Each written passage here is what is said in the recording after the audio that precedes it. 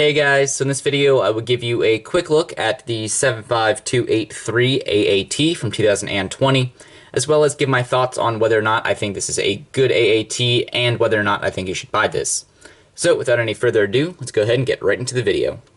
Alright, so I'll start off with a quick look at the minifigures, and there's not much to say about these other than that they are incredible.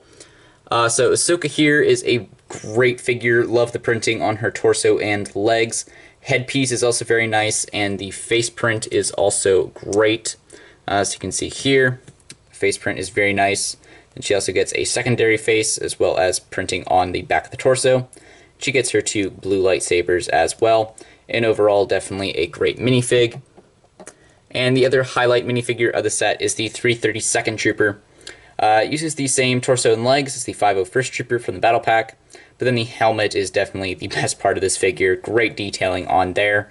And then you also get the new clone face, which is very nice to see. Nice to see Angry Clone finally get replaced by something better. And then the other two minifigures are identical. It's just the AAT driver battle droids. And these are not new, but still very nice to see in a proper use. Alright, so moving on to the AAT itself, I just want to start off by saying that I really enjoyed the build for this set. I thought it was a good build, had some fun techniques, it was overall just an enjoyable experience. However, if I move the AAT to the side, and then move the cannon forward, we can start to talk about the real issues with this set. The biggest of which is the fact that this cannon is entirely too long. It does not look good. I don't like this at all. It really should stop about here, so it's about twice as long as it should be. And it's pretty easy to fix with some simple modifications. You really just need to replace this whole area here with just a axle pin, and then that should shorten the cannon enough. However, the fact that LEGO thought it was okay to design it like this, to tell you to build it like this and release it like this, is just not okay. It's super inaccurate and does not look good. Another major inaccuracy here is that these cannons on the side should be flipped, so the longer one should be on the top and then the shorter one should be on the bottom. And this is even easier to fix since you literally just unclip it and then flip it. However, again, the fact that LEGO thought it was okay to release it like this and put it in the instructions like this is just not a good thing. And then the last major inaccuracy is that there should be a blue stripe down the middle here. And this is probably the one that bothers me the least. I still think that it looks good like this. However, it is a major inaccuracy and something that they managed to do right in 2009, so there's really no excuse to not do it here.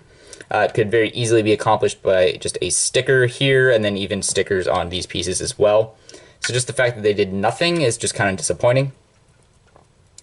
But like I said, the build for the set is very nice. I wasn't sure how I was going to feel about the different style of build for the center here, but I actually really like the way that it came out.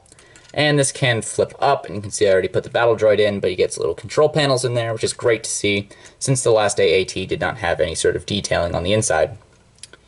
And then you get your spring-loaded shooters, which can be fired off using these little pieces in the back. You just push it back, and then the missile fires out. And then moving up to the cannon area, this is a great build as well. You can put a battle droid in the top, although you do have to have them kind of squashed in there if you actually want to close it. But this is a really good build. I'm not sure how I feel about this area. I feel like that's a little too wide, but it's not terrible.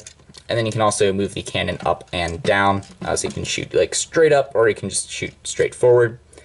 And one thing that they kind of downgraded from the 2015 to this one is that the cannon can no longer angle down at all, so it's just kind of stuck shooting here or higher. And then the last major design change from the last AATs is that they changed up this area. Before, it used to be attached with like Technic pins, but now it's attached with a hinge piece in there. And I actually really like this change. I think that that looks pretty good.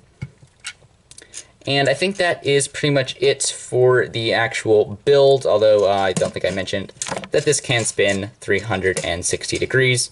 But I think that is it for the build. Alright, so overall, what do I think of this AAT?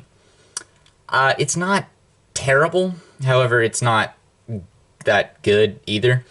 A lot of the issues, like I said, can be fixed with some very simple modifications. So the cannon can be fixed, the side cannons can be fixed.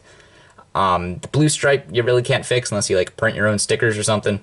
But like I said, that one doesn't bother me as much as the cannons.